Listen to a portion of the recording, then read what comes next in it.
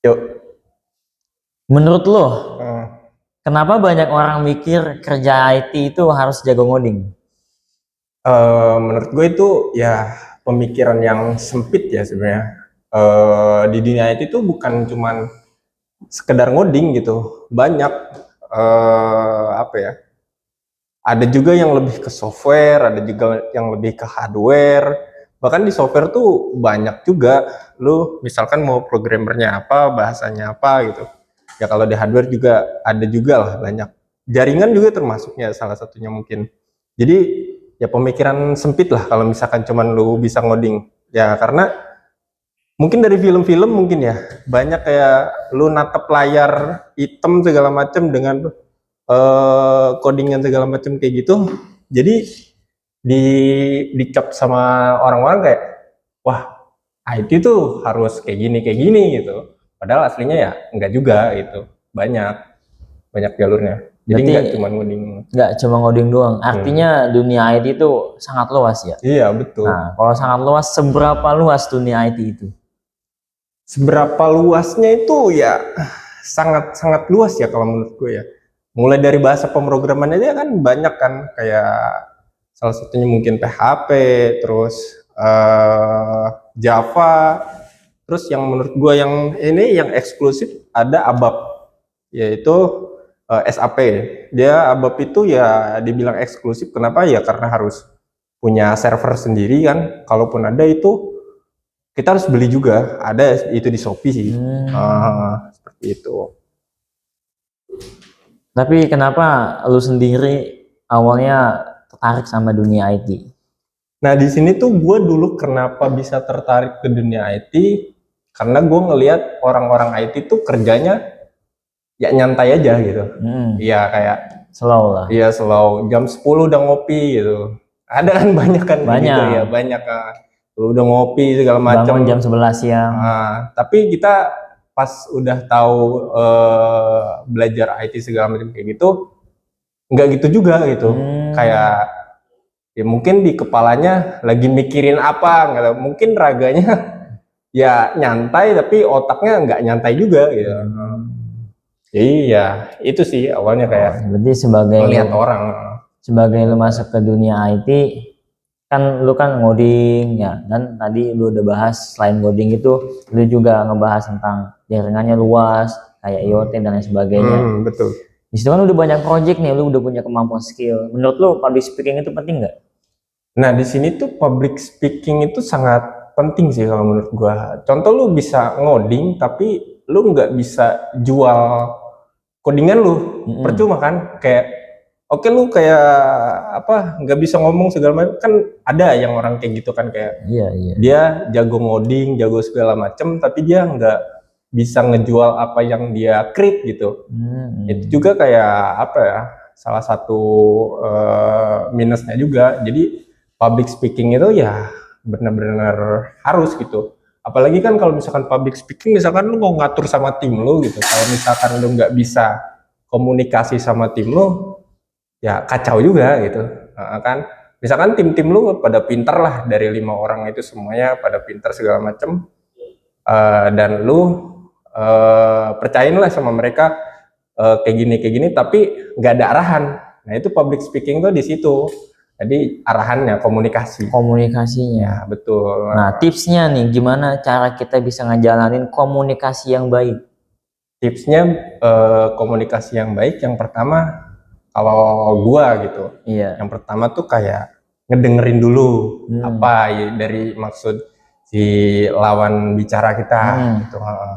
Ngedengerin segala macem, nangkep dulu lah apa yang dia sampaikan kayak gitu. Baru kita oh udah nyambung nih kayak gitu, udah kita jawab tuh. Tapi kalau komunikasi itu menurut lu pribadi itu sama gak sih di dunia kampus dan juga di dunia kerja?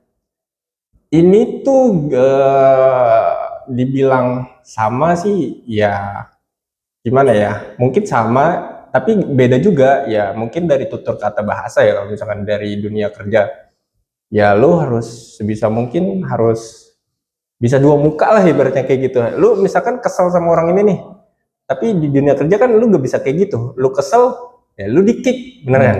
Iya. Ya lu kesel ya lu di-kick dari dunia kerja, ya sebisa mungkin profesional gitu. Ya lain halnya kalau misalkan di kampus segala macam kan bahasanya kayak, oh lu gua gitu kan, ini Iya. gua gini gimana gitu. Banyak toksiknya ya. Betul. Nah, Gitu sih. tadi kita udah ngebahas perbedaan antara kampus dan dunia kerja.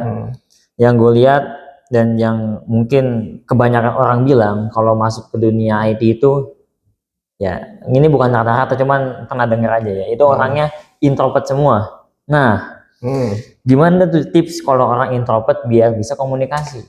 Tips orang introvert buat komunikasi, ada namanya penelitian tuh yang dari Inggris 2015 itu, misalkan apa, cowok rata-rata lebih banyak berkaca kan daripada perempuan.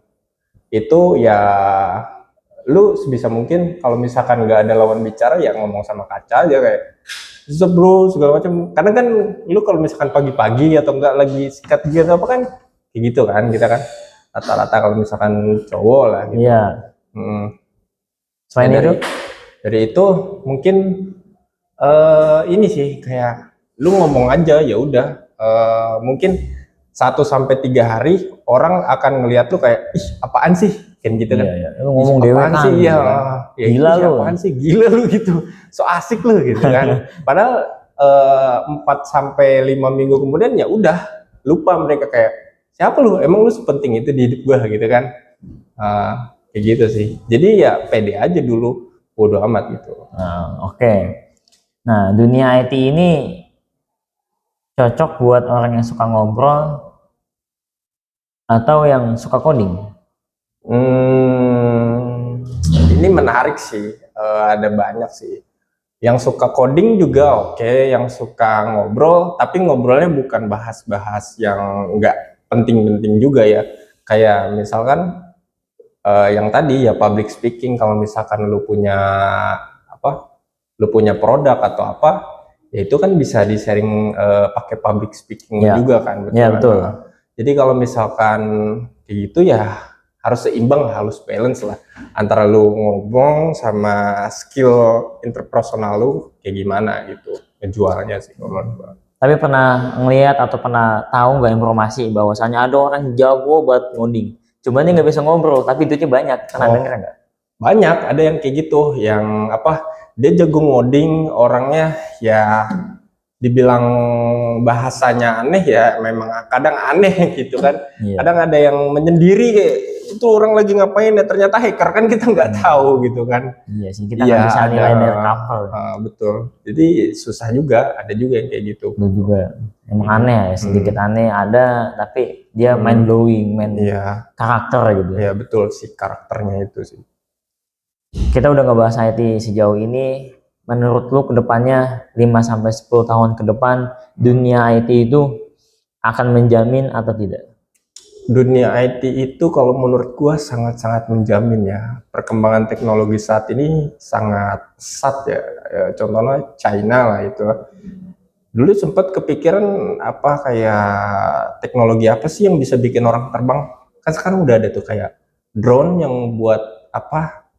Buat ngangkut orang tuh yang ke atas, iShowSpeed.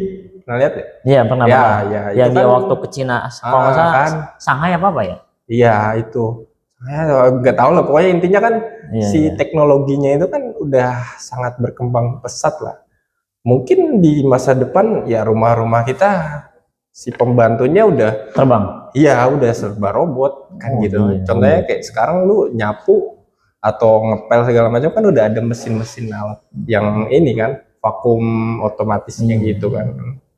Lu mau belanja online atau segala macam udah pakai drone juga kan sekarang. Kalau di Cina. Tapi kalau di Indonesia ya begitulah. Kemarin gue denger baru tuh ada robot polisi itu. Oh iya, 3 miliar. Ya. Worth it apa kagak tuh? Ya menurut gue anggaran segitu ya terlalu berlebihan sih. Karena di Indonesia tuh masih banyak kekurangan ya. Ibaratnya kalau misalkan dana negara dipakai buat robot 3 miliar, gak worth it sih sebenarnya kalau menurut gua. Tapi ada paling gak worth it lagi. Apa tuh? Patung kura-kura harganya. Oh, Ya itulah patung kura-kura. Balik lagi ke topik. Nah, anak muda sekarang tuh harus belajar apa duluan nih? Ada 3 nih ya. Ah, Coding dulu, komunikasi dulu, atau genset dulu. mindset. Ya kalau menurut gua lebih ke mindset dulu sih. Kalau misalkan lu nggak ada arah tujuan hidup lu, ya lu mau kemana gitu. Lu bisa ngoding tapi arah tujuan hidup lu belum ditentuin, lu mau kemana gitu loh. Yang menurut gue sih mindset terlebih dahulu. Terus kalau udah mindset terlebih dahulu, habis itu kan kalau ngoding-ngoding bisa dicari kan, ada di YouTube segala macam kayak gitu kan. Terus yang kedua relasi sih. Relasi Relasi. itu penting ya. Jadi kalau misalkan mindset lu udah maju, lu punya relasi, kalau misalkan ini ya why not direkrut gitu loh. Kalau misalkan temen, oke lah kayak misalkan lu punya temen gitu, satu apa ya, satu komunitas. Ya, satu komunitas. Satu komunitas lah. Terus di tempat lu ada loker nih gitu, atau enggak lu lagi nyari orang lah gitu ya. Presentasinya lebih besar kan kalau misalkan, apalagi gue udah tahu background lu kayak gimana kan gitu kan. Ya. Background lu kayak gimana, pendidikan lu kayak gimana, barang lah ibaratnya gitu.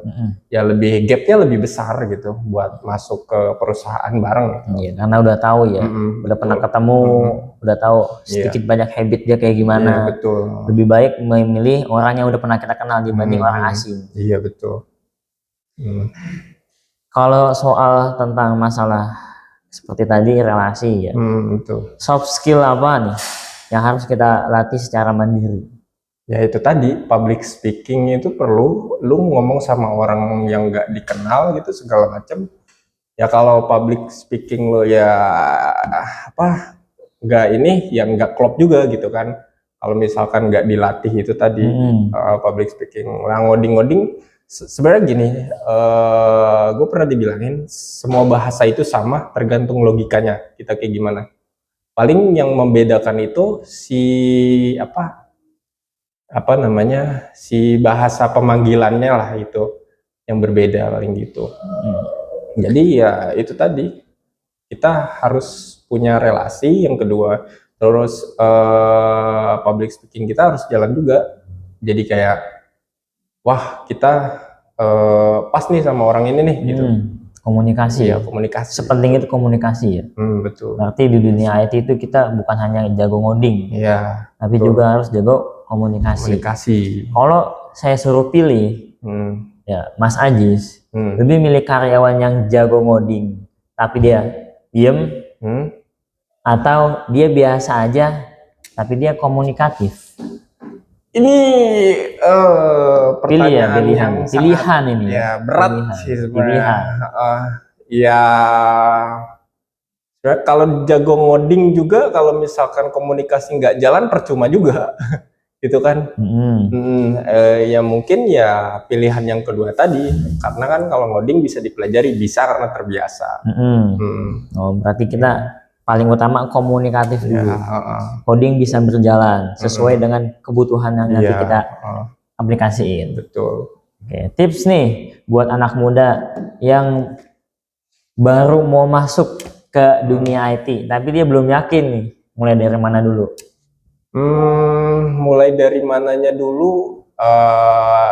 Kalau menurut gua, lu cari motivasinya dulu. Kalau misalkan lu mau masuk dunia IT, misalkan lu seneng game segala macam kayak gitu kan, lu ulik dulu lah ibaratnya gitu. Ulik dulu gimana nih kalau misalkan gua buat game kayak gini, apa gua bisa gitu.